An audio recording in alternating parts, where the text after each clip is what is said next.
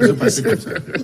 On va continuer de parler de l'affaire des présumés braqueurs. Mais ça fait que vous voulez conclure.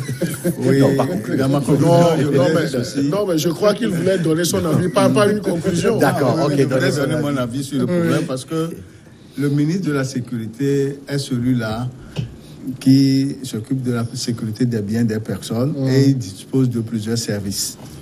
Les renseignements à sa possession, nous ne les connaissons pas. S'il arrive à faire une telle déclaration que le gouvernement togolais va porter plainte parce qu'il a tous les éléments qui lui donnent droit d'en parler.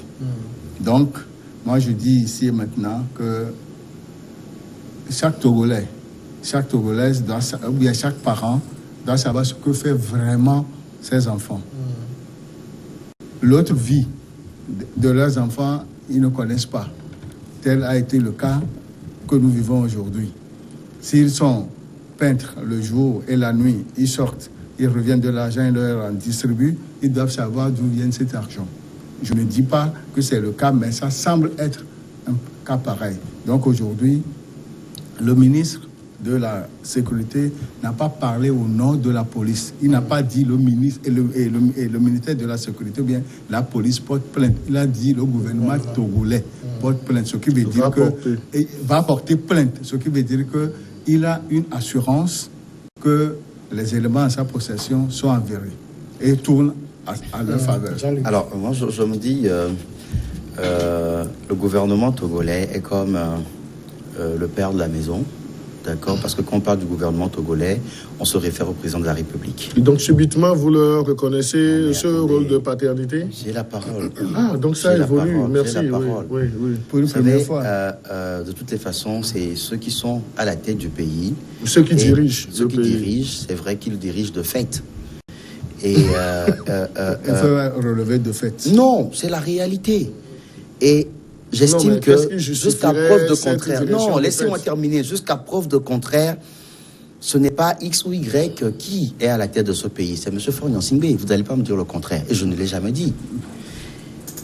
Il est comme le père, le garant de tous les Togolais, et celui qui doit peut-être calmer la tension quand la tension est dans la maison. Alors, si le ministre dispose des éléments en sa possession, je pense quand même que, puisqu'il a parlé au nom du gouvernement, il revient au gouvernement d'appeler la famille pour leur présenter ces éléments-là, d'accord? Pour leur prouver que vos enfants, en réalité, sont ceci, cela. Et là, devant le fait, la famille comprendra qu'elle a peut-être eu à commettre des erreurs. Et peut-être qu'elle se repentira. Peut-être qu'elle fera une autre déclaration pour dire « Ah, ce n'était pas la police. » Mais si on rentre chez moi, et ça se passe d'ailleurs dans le pays, des gens rentrent dans les maisons, soit en treillis, en civil, armés, pour torturer les gens, pour enlever les gens. Ça s'est passé dans ce pays. Alors si une famille voit des individus rentrer chez lui, armés, se présentant comme étant de la police, et après on leur dit que c'est des braqueurs, alors qu'ils ne savaient même pas que leurs enfants étaient des braqueurs. Vous voulez qu'ils réagissent comment? Ils diront non, nos enfants ne sont pas des braqueurs, ne salissez pas la mémoire de nos enfants, c'est tout à fait normal. Maintenant, il revient au gouvernement de leur prouver que vos enfants sont des braqueurs. Je crois que c'est ce que le gouvernement devrait faire, et non de vouloir poursuivre la famille et le mouvement Martin Luther King. De toute façon, quand on a un surnom cimetière, on a une bonne réputation. Ça, c'est notre débat. Oui, mais parce que le ministre l'a dit que pour la petite histoire, lorsqu'il vous agresse sur votre moto et vous résistez, vous vous retrouvez au cimetière. C'est pour ça qu'on l'appelle cimetière. Pourquoi il porte ce nom, cimetière? Non, mais cela prouve que le présumé braqueur décédé aurait déjà eu des antécédents. Oui, selon le ministre. Non, je ne mets pas les propos du ministre en doute. Non. Je n'ai pas dit non plus. Je n'ai pas dit non plus. Moi, je dis qu'il aurait dû prouver cela à la famille. Donc, il nous a été dit qu'il est un repris de justice et autres là. Donc, cela voudrait dire qu'on ne peut plus totalement lui faire confiance sur ces activités, parce que lorsque vous avez une fois fait la prison, vous êtes documenté. Vous l'avez fait 2 fois, vous êtes documenté. Et les actes que vous avez commis, donc on les apprécie aussi par marche d'escalier. Donc c'est dire que ce n'est pas quelqu'un qui est digne de confiance et autres là. Donc on aurait flingué, toi, Jean-Luc, que je vais dire non, Jean-Luc n'a pas cette activité. Et nous tous sur ce plateau, on va dire non. Jean-Luc, c'est vrai qu'il est acerbe. Par moment. Non, attention. Là. Non, qu'il est assez la réalité dans ce développement. Non, pas assez. Mais on ne peut pas lui coller le statut de braqueur. Et si on me le colle, Jean va le dire. Mais lorsque c'est l'activité principale, bien secondaire de la personne et qui est connue des forces de sécurité, lorsque les forces de sécurité le disent, les forces de sécurité n'ont pas la magie d'inventer aussi. Donc il faudrait qu'on apprenne à accorder le bénéfice du doute à nos agents de la sécurité. Personne ne met en doute ce que le ministre a dit. Plusieurs fois par le passé, il y a eu des braqueurs abattus. Personne n'a douté de la version des forces de sécurité. C'est juste parce que les familles ont parlé que le débat se fait. Non, le débat se fait certes, mais il faut que les familles aussi restent dans cette danse-là jusqu'à la manifestation totale de la vérité. Mais non, la famille était choquée. La famille était... J'en conviens que la famille a été choquée. Mais la famille a fait une déclaration. Cela engage la responsabilité de la famille. Et la famille aussi doit pouvoir apporter des éléments d'appréciation. Non, mais le moment venu, ces deux parties-là vont s'exprimer. Aux conditions d'exercice de la liberté de réunion et de manifestation pacifique publique le mercredi dernier à l'Assemblée nationale, le regroupement politique dénonce des lois liberticides et une entreprise destinée à museler toute velléité de contestation du pouvoir. Il appelle à une union sacrée pour faire échec à ce projet du régime. La coalition écrit « On ne peut pas vouloir à la fois lutter contre l'insécurité et créer les conditions propices à la radicalisation et à l'extrémisme en supprimant de fait les libertés publiques ». Mais sans plus une réaction d'abord sur cette la modification de la loi sur les manifestations. Oui, il est vrai que depuis le 13 mars 2011, le Togo était sous une loi de déclaration pour les manifestations et que ces derniers jours, l'Assemblée nationale a procédé à des modifications.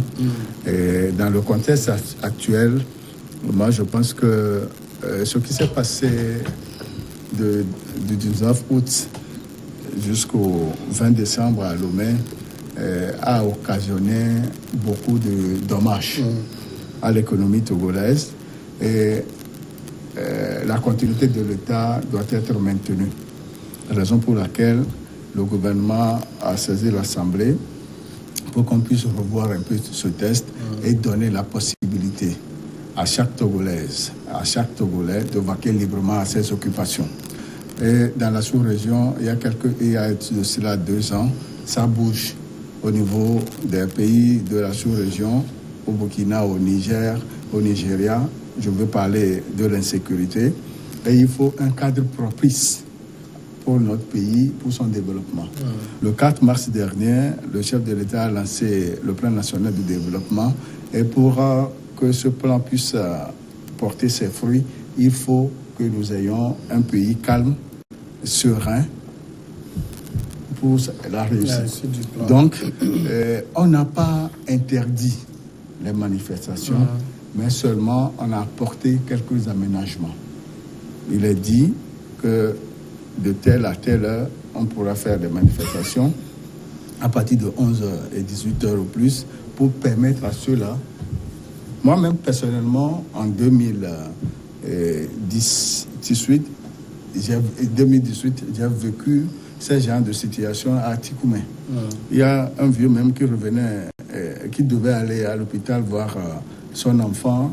On a cassé sa moto. Le matin, les opérateurs économiques au bord des riverains des grands axes n'ont pas ouvert pendant 1 semaine. Les opérateurs économiques de ce pays se sont réunis et ont fait un bilan au niveau de la chef de commerce. On a dit plus de 52% de dégâts. Il y a des chutes de chiffre d'affaires et alors que le train de vie était déjà difficile. Si certains veulent mettre le pays à genoux, les gouvernants ont jugé utile de mettre à contribution son pouvoir de partager les avis des uns et des autres, c'est-à-dire ceux-là qui veulent faire les activités commerciales pour survivre et ceux-là qui veulent manifester ont droit de manifester, mais dans une certaine condition. Président, ça veut dire que pour vous, je ne sais pas ce qui fait rire, mon cher ami. non, peut-être qu'il aurait souhaité que... Non, vas-y, je te laisse le plateau. C'était de bonne guerre, cette modification? Non, je crois que le gouvernement ne s'est pas levé comme sous l'effet de Papa Noël pour aller suggérer cette modification. C'est parce qu'il y a eu une lecture disons, de l'exploitation même de cette loi sur les manifestations. Et le gouvernement a dû faire des constats. Et je partage les constats qu'a soulevé mon cher aîné Fioclou tout de suite sur le plateau. Donc c'est que il y a la liberté de manifestation, mais lorsque vous manifestez, il ne faudrait pas que votre manifestation soit, disons, entorse à l'expression, à la jouissance de la liberté d'une tierce personne. Nous avons vu, depuis le 19 août 2017, l'allure des manifestations où on imposait une certaine dictature. Nous manifestons, donc vous n'avez pas le droit de vaquer à vos occupations. Cela a causé des dommages assez importants, non seulement sur le plan humain, sur le plan relationnel, sur le plan des activités dont je ne voudrais pas aller sur le terrain de l'économie. On a vu également que cette liberté, la jouissance de cette liberté de manifestation a été à un certain moment abusée par des acteurs politiques qui renaissaient avec le mouvement du PNP. Donc là, la mauvaise jouissance de ce regain d'intérêt pour leur business politique a fait qu'ils ont un tant soit peu déraillé. Mais maintenant, face à cette situation-là, quelle doit être la réaction du gouvernement? Le gouvernement a l'obligation de garantir cette liberté de manifestation, mais en même temps, le gouvernement a l'impérieuse obligation également de sauvegarder les intérêts de ceux qui ne manifestent pas, afin que ces personnes puissent vaquer à leurs occupations. Mais il nous en souvient que dans ce pays, lorsqu'ils manifestaient, ils empêchaient même les gens qui ne manifestaient pas de vaquer à leurs occupations. Donc on nous a dit en ce moment, ou bien on nous dira que ce sont des coups isolés de leurs militants, que ce n'était pas de la responsabilité de ces leaders de l'opposition. Mais lorsque vous organisez une manifestation, vous avez le pendant, l'après et même l'avant. Donc là, vous avez tout l'arsenal à votre disposition. Maintenant, le gouvernement, je suppose que le gouvernement a fait ce constat et le gouvernement voudrait que lorsque un groupe organisé voudrait manifester, que cela ne soit pas un sujet de blocage d'autres activités dans le pays. Et vous verrez que le gouvernement est allé loin en parlant même non seulement sur le plan horaire de 11h à 18h et au-delà, pas de-delà de 22h, mais le gouvernement a dit on part d'un point A à un point B. Ça, c'est précis, c'est concis. Linéaire maintenant. Jean-Luc, est-ce qu'il n'y avait pas eu quand même par le passé un certain nombre d'actes anti-civiques, inciviques, j'allais dire, qui justifient qu'on puisse faire des balises maintenant? Qu'il y ait eu des actes inciviques, je ne pense pas. Je m'explique. À chaque fois que l'opposition, les partis politiques ont souhaité manifester, on a remarqué que quand le pouvoir accepte et cadre bien ces manifestations, il n'y a jamais eu de débordement. Tout se passait normalement. Les gens faisaient leurs manifestations, ils ne s'arrêtaient même pas à des camps. Et ils traversaient des camps, tout reprenait après juste leur passage et ils allaient à leur point de chute pour donner leur message. Mais à chaque fois que le pouvoir a voulu chercher à empêcher ces manifestations, il y a eu toujours de débordements. Peut-être là, on peut oui, assister à des actes inciviques. Mais non, la question est de savoir, est-ce que c'était les militants qui le faisaient? Je ne pense pas. Parce que souvent, ce que le pouvoir a l'habitude de faire, c'est de faire infiltrer les manifestations d'accord, pour que des gens puissent commettre des gaffes. Non, c'est moi qui ai la parole. Non, c'est moi qui ai la parole. Non, c'est moi qui ai la parole. Je t'ai laissé t'exprimer. Laisse-moi maintenant m'exprimer, mon cher ami et frère Credo.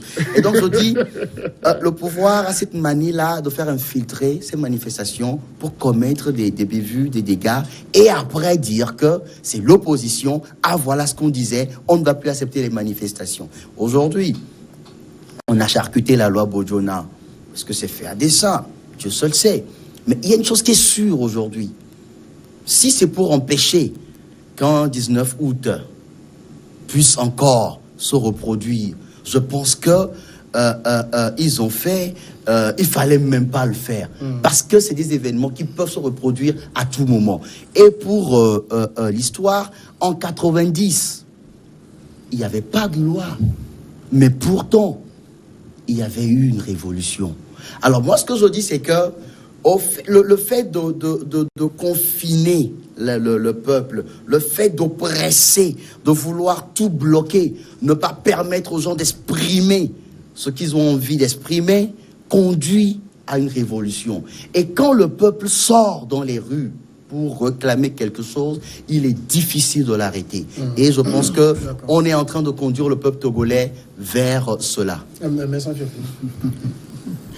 Bon, pour revenir à ce que vient de dire Jean-Luc, plus précisément quand il a dit que le pouvoir remplace un filtre les manifestations et cause de tout là, je lui ai dit, il a droit de dire ce qu'il pense. Moi, je pense que ce qu'il a dit n'est pas nécessairement vrai. 2, nous sommes aujourd'hui dans le sens de la décentralisation. Et ce sont les communes qui seront mises en place aussitôt après la proclamation des élections partielles du 15 juin.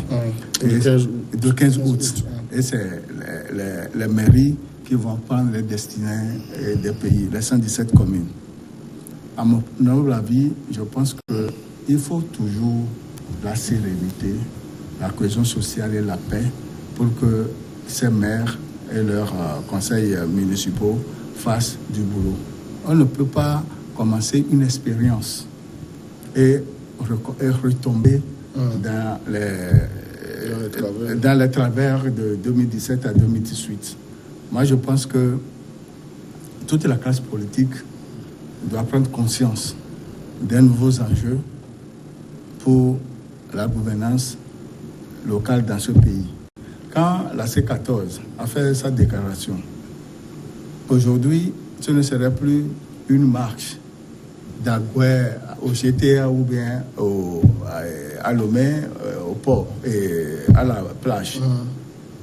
Les manifestations se feront comment? C'est les maires qui vont autoriser les manifestations. Et ce serait dans leur ressort territorial. Ce qui veut dire que les modifications qui sont faites, à mon humble avis, ça va dans l'intérêt de nos populations et même des partis politiques. D'accord. Président, non, tu veux que je dise quoi? Donc, je vais... du moment où tu ne m'as pas posé les questions... je crois je prends la parole. Non, je crois que cette décision, on ne doit pas, disons, cette modification, on ne doit pas la... n'est pas liberticide. Non, mais moi je dis, on ne doit pas diaboliser aussi du moment où ça protège aussi les populations. Parce que ceux qui ne manifestent pas ont droit à cette protection, à cette jouissance même de la liberté. Il y a quelque chose de paradoxal dedans, parce que en même temps, vous dites que le gouvernement veut protéger ceux qui ne manifestent pas, mais est en train d'empiéter aussi sur les droits de ceux qui manifestent. Cela ne voudrait pas dire que les manifestations ne sont pas interdites, mais on dit seulement que ça part d'un point A à un point B, qu'on ne doit plus disséminer les manifestations. Parce qu'il nous en souvient que la stratégie de l'opposition à un certain moment, avec l'avènement du PNP et la course rachat de Jean-Pierre Fabre, qui avait perdu de ses plumes, donc c'était pour paralyser le pays.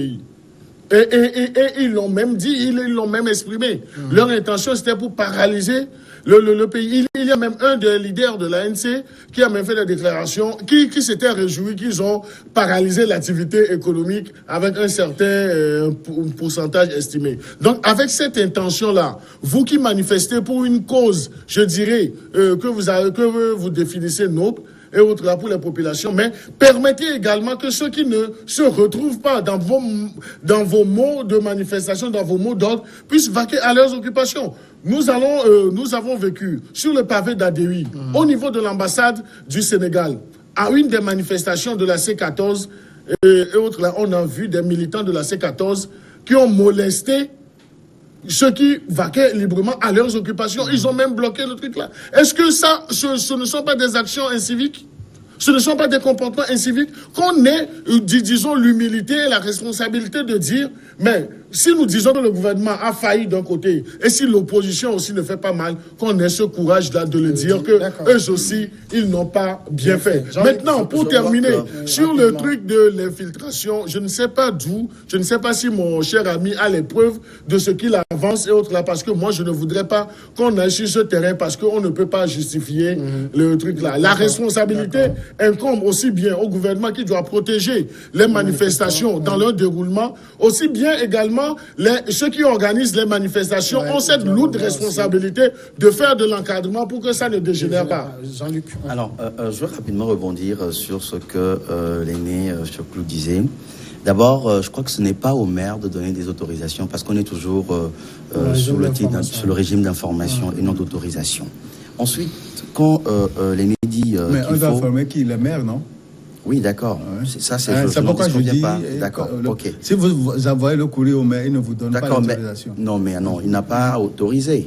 On l'informe et on marche. quand on parle de cohésion, quand on parle de cohésion et de paix, je crois quand même qu'il faut respecter les droits de tout le monde. Oui. C'est pas en piétinant les droits des autres qu'on pourrait avoir cette cohésion et cette paix. Et c'est justement ce qui est en train de se passer dans ce pays. On piétine le droit des Togolais. Et on voudrait que ces Togolais se taisent et disent nous avons la paix, nous voulons la paix, nous voulons la cohésion pour notre pays. Ce n'est pas possible. Quand je ne mange pas bien à la maison, et c'est la preuve, je ne mange pas 3 fois par jour. Et c'est le cas de tous les Togolais aujourd'hui. Alors, vous voulez que ces Togolais se taisent et disent non, mais tout va bien dans le pays, ils vont quand même le manifester. Alors, maintenant, si on leur interdit, parce que moi, cette loi-là, c'est pour interdire aux Togolais de manifester. Regardez, cette loi, moi, je dis, il y a une contradiction même dans cette modification. Quand on me dit, par exemple, de partir d'un point A à un point B, je suis d'accord, il n'y a pas de souci. Oui. Alors, quand nous prenons... c'est où? Oui, voilà. Maintenant, on nous dit encore, dans ce même test, je crois que c'est l'article 9, quelque part, 1, 2. 1 ou 9, 2. Voilà. On nous dit, on ne doit pas marcher sur les routes internationales, les axes nationales, pardon, excuse-moi, les routes nationales. Des ambassades, merci. Des chancelleries, alors, des institutions. Où est-ce que, ou bien, de quel point A à quel point B on parle? Non, quand par exemple, l'opposition veut aujourd'hui marcher peut-être de je ne sais pas moi, Kakoto pour aller à Kodjendi. Alors, on va pas quand même prendre une voie linéaire pour aller atteindre Kodjendi. Il faut quand même passer par des routes nationales. Et donc, je pense qu'il y a une contradiction dans ce qu'ils ont fait. En fait, alors, au-delà de ça, moi, je pense que pour terminer, je pense qu'aujourd'hui... Kodjendi se trouve dans quel golfe? Kakoto se trouve dans quel golfe? Puisque tu ne peux pas quitter le golfe pour aller au golfe 2. Justement, ça encore, c'est une anomalie. Ça encore, c'est une anomalie.